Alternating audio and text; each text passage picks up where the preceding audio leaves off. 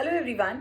NABARD pretty के अंदर students से बात करने का जो मेरा एक्सपीरियंस रहा है उसके अंदर एक ऐसा कॉमन क्वेश्चन जो ऑलमोस्ट हर एक बच्चा पूछता है वो ये होता है कि मैम स्कीम्स रिपोर्ट्स में इतना ज़्यादा डेटा है, इतना ज़्यादा ओवरवेलमिंग ये हो जाता है, अब हम इसको लर्न कैसे करें।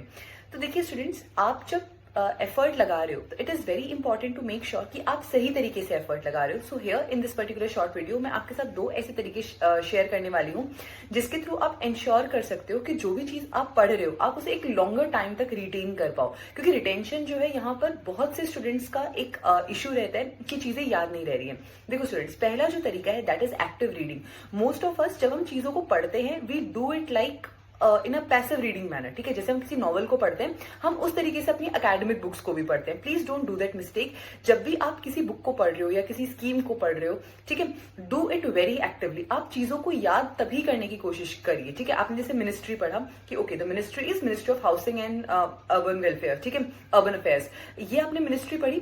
Just don't read it like that. Try to remember कि अच्छा इसके अंदर ये वाली मिनिस्ट्री थी, इसका ये ईयर था, इसका ये एलोकेशन था। Try remembering it there and then. आप नेक्स्ट स्कीम को रीड करने जाओ उससे पहले उसी स्कीम को बैठ के अच्छे से लर्न करो, उसको अच्छे से रीड करो। ठीक है, that is first thing, that is you have to do active reading and not the passive reading. ठीक है, जिसमें आप चीजों को साथ के साथ लर्न कर रहे हो।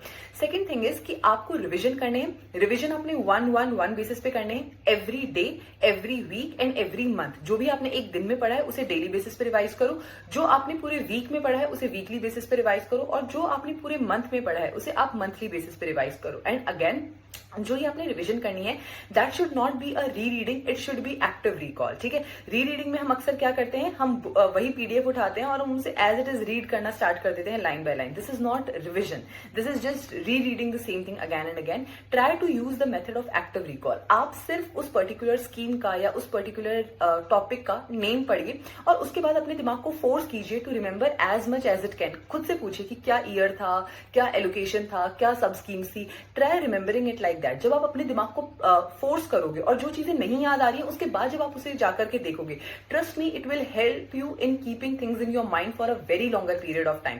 तो आपने ये दो चीजों को यूज करना है, first of all active reading and second is active recall. अगर आप इस तरीके से चीजों को पढ़ोगे you will be able to retain them for a very longer period of time.